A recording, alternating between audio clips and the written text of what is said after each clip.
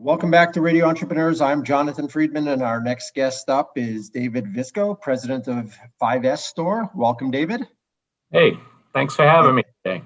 And joining me is my co-host for this segment, Craig James, board chair of Vistage Worldwide. Craig, welcome. Great to be here again. Craig, pleasure to have both of you on this morning. David, why don't you tell our listeners a little bit about your business and what it is that you do? Yeah, great. So my wife and I founded a company back in 2006 called the 5S Store. We ran it out of our kitchen initially. What we do is we help companies increase their productivity, right, by providing solutions to help them organize their workspace. So over time, that didn't exist when we opened. There was a need for these 5S supplies, which is a methodology that Toyota introduced to the world decades ago. I was going to ask if there was a Japanese component or some feng shui involved in it. So yeah, good for you. So what happened was they don't call it 5S in Japan, but the Americans got their hands on it in the 80s, and they had to give it a name and whatever. So we have to simplify everything, right? Exactly. We need a great acronym or something people can remember. Exactly. And so they've made it pretty easy that way. And in order to implement 5S, you need a lot of visual aids, floor tape, tool shadow boards, all sorts of different things. And there wasn't a website or a store for all these supplies when I was trying to implement 5S. So we just started building a website. I had no idea what we were doing. And one thing led to another. And 15 years later, here we are. I'm talking to you great folks. It's been super. So we moved out of the house to a larger house, and then from a larger house to an office finally. We have 7 employees.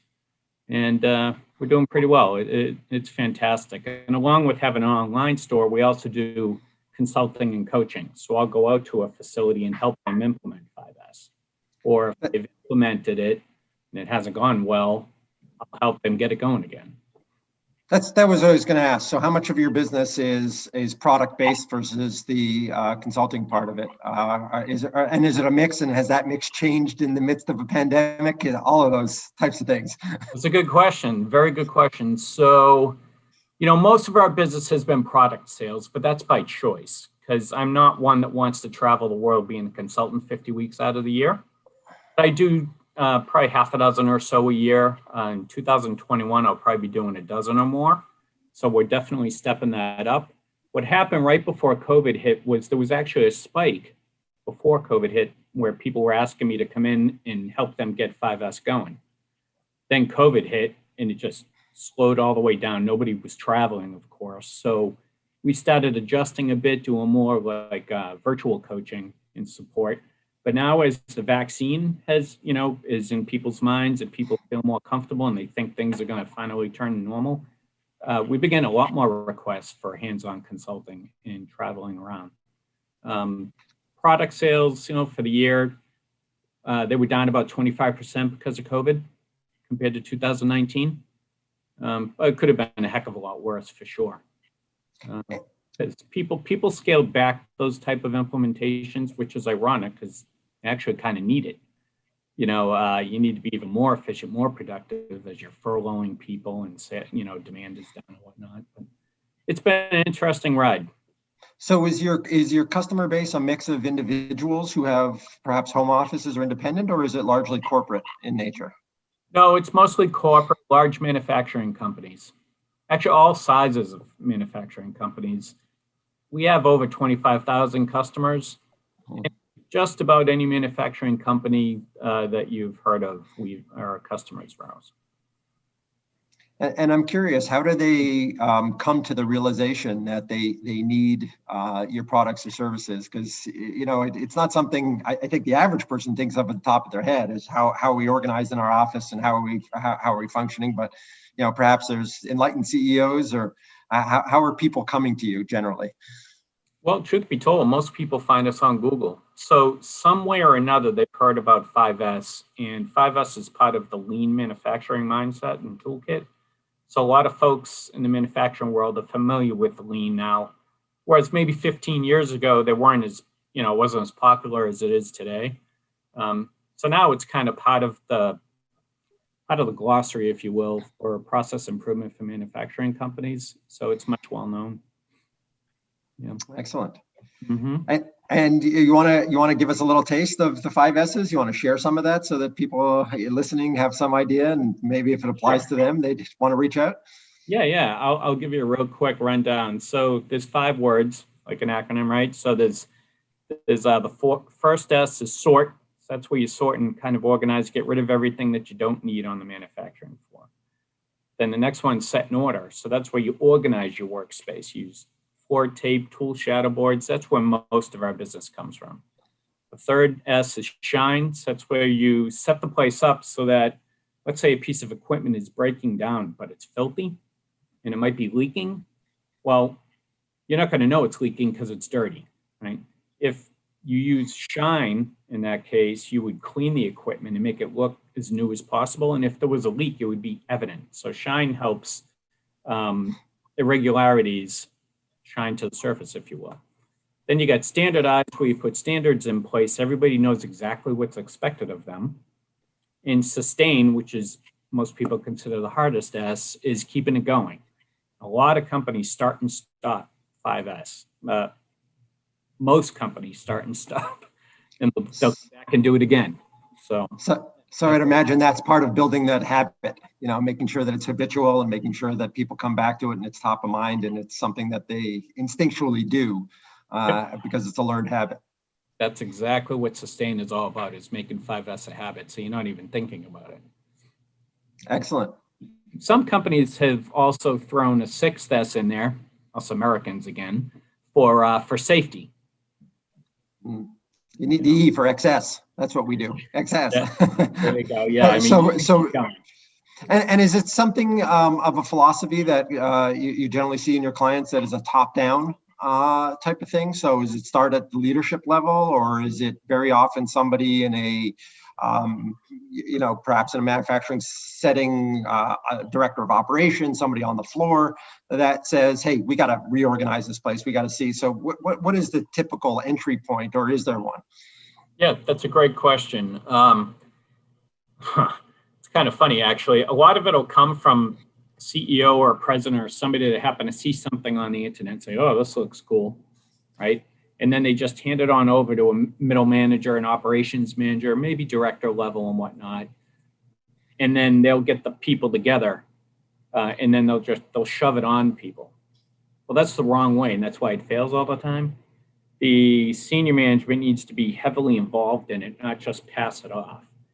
But then it's a grounds up methodology where the people on the production line have to be the ones that are implementing it, that are knee deep in it, that are part of it every day with the support from management. And a lot of companies kind of trip over themselves on this piece.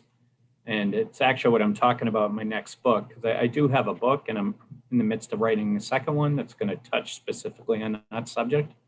So it's, it can turn into a flavor a month type of thing if the senior execs aren't truly on board with a long-term initiation, not just a project, because you're never done. It really is a journey, and you never finish. Craig, I would imagine that's what you see a lot in your world is flavor of the month and trying to get people focused on making sure that it's long-term sustainable programs they're putting in place. Very, very true. Very true. We see it all the time. David, you've impressed me as someone who's always looking for opportunities to improve both your business and yourself. What are some of the ways you've invested in your own professional and personal development and growth? Well, let's see. I do a lot of self-improvement training. I read a lot of books, and not only on marketing for my company and learning better tactics to help manage and help my team out, but a lot of self-improvement stuff on mindset and whatnot. And of course, Vistage. I mean, Vistage has helped me so much. I've been a member for a few years now, and it's been fantastic.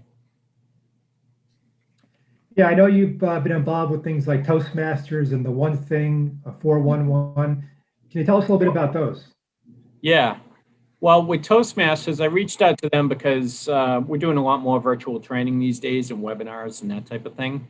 And we're actually in the midst of creating a full online 5S certification program. So I'm going to need to do a lot more video. And it's something that I know I need to continue to improve upon. So Toastmasters is certainly one thing that'll help with that.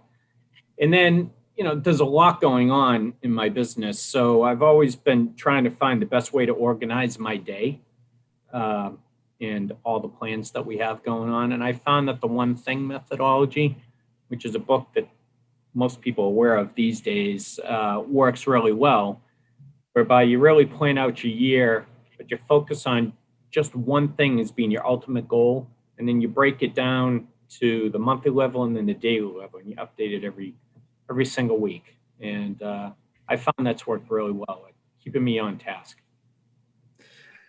So David, with all these other ways that you've invested in your business and yourself, what led you to think about a peer group? Yeah, well, I had looked at getting into peer groups years ago just because I had heard about them. And for me, I needed to get out of my four walls, right, in my office. We're a small group, so there's 7 of us now, one of which is my wife and the co-founder of the company. And, I had to get outside of that group to really just get new, fresh ideas. And there was another group that I had run into, and it wasn't a good fit for me. And after that, I had heard about Vistage, and I was like, okay, this sounds even better. So I hooked up 2 years ago or so. Mm-hmm. The great benefit has been that, when you go to our monthly meetings or we have our coaching calls or what have you, the group acts almost like a board of directors, if you will, because you can't see your own blind spots. So I need a coach just like anybody else needs a coach. Michael Jordan had a coach, right? Coaches have coaches. Everybody needs extra support because you just cannot see those blind spots when you're deep into your day and whatnot. And getting together with our Vistage group helps me to be able to just see what I'm missing. And the other great thing about that is it allows you an opportunity to share. So something else I like about Vistage is I'm able to help others, right? I really enjoy helping others fix their problems or come up with ideas that maybe they're not thinking about too. So it's a very, it's a reciprocal relationship there. It's been fantastic. Excellent. Well, it sounds like it's a nice complement also with the type of products and services that you're providing to your clients, because your business is about continual improvement, right? About helping manufacturing enterprises and organizations organize themselves to be more productive. And it sounds like, you're trying to do the same. You're working on your business rather than in your business when you're stepping out and doing things like your peer network and Vistage and things of that nature. Yeah. So it sounds like a nice compliment. It's a little bit of practicing what you preach probably to your clients as well. Just a bit. Yeah. Great stuff. Well, it's been wonderful learning about your business, about the 5S store. Why don't you tell our listeners if they want to get in touch with you or want to see your product lineup, what's the best way for them to do that? Yeah, sure. So our website is the5sstore.com. So THE, the number 5, the letter S as in Sam, and then S again, TORE.com. You can email me at david.visco@the5sstore.com. That's VISCO. And you can also give us a call, 978-842-4610. And either myself or my team be happy to help anybody out. Excellent, David. One other question before we go, because this is all about entrepreneurs. Tell us about some of the lessons from 15 years ago as you think back to startup to 15 years. Congratulations on making it over many proverbial humps. You've made it past the 5-year, the 10-year, which very few businesses do. Any great words of wisdom for some budding entrepreneurs out there? Things to avoid that you wish you would have known back then, or any nuggets you can provide us? I guess one thing I would say is just learn to fight through your fears. There's a lot of things that held me back. Most of it's in my mind, right? So I think working on my mindset way back then, as I do now, would have really been helpful. Because again, you can't even see what where you're tripping over yourself. So if you can get into some of the groups and get input from other folks, instead of just thinking that you're the hero because you're the entrepreneur and you know it all, be a little more humble. Great advice.